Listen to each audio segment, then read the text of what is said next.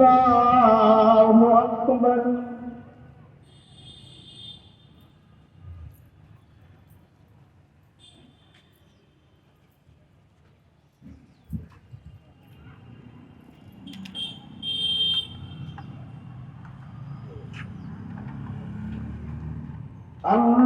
আল্লাহু আকবার।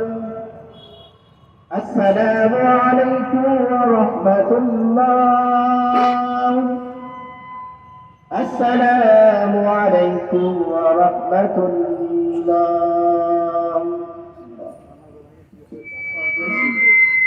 স্বাধীনতার সার্বভৌমত্বের জন্য যারা জীবন উৎসর্গ করেছেন তাদের সর্বোচ্চ আল্লাহ জান্নাতের ফয়সালা করে দিন মালিক। গত জুলাই অভ্যর্থনে যারা জীবন দিয়েছেন, পুঙ্গত্ব বরণ করেছেন মালিক, আপনি তাদের মাফ করে দিন মালিক।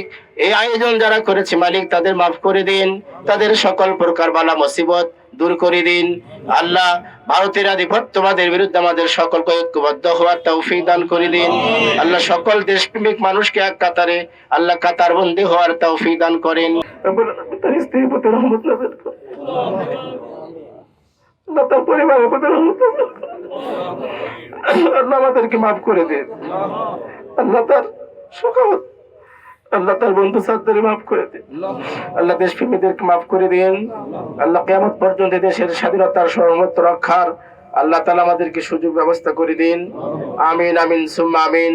সুবহান রাব্বিকা রাব্বিল ইজ্জাতি আম্মা ইয়াসিফুন ওয়া সালামুন আলাল মুরসালিন ওয়ালহামদুলিল্লাহি রাব্বিল আলামিন। হিরন আরো মিনারেল ওয়াটার মাত্র 50 পয়সায় প্রতি লিটার। আধিপত্যবাদ এবং সম্প্রসারণবাদের এজেন্টরা হাদিকে শহীদ করেছেন, নির্মমভাবে গুলি চালিয়েছেন। আমরা সবাই বলেছি হাদি একজন খাঁটি দেশপ্রেমিক ছিল।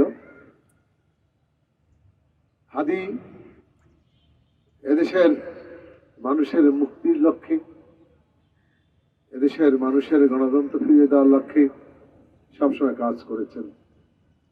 হাদি ছিলেন ফ্যাসিস্ট হাসিনার বিরুদ্ধে জুলাই আন্দোলনে একজন সম্মুখ সারির যোদ্ধা। তিনি তার নিজের জীবনকে তখনই বলেছেন বিভিন্ন সাক্ষাৎকারে, আমার জীবন দিতে চাই, ফ্যাসিস্টকে মুক্ত করতে চাই। হাদিদের কখনো মৃত্যু নাই, হাদিদের মৃত্যু হয় না, হাদিরা বেঁচে থাকে। বাংলাদেশ যতদিন থাকবে হাদিরা বেঁচে থাকবে। আজকে আমরা জানাজা দাঁড়িয়ে আমরা দোয়া করব, মহান রব্বুল আলামিন হাদিকে যেন সর্বোচ্চ স্থান জান্নাতুল ফেরদৌস নসিব করে।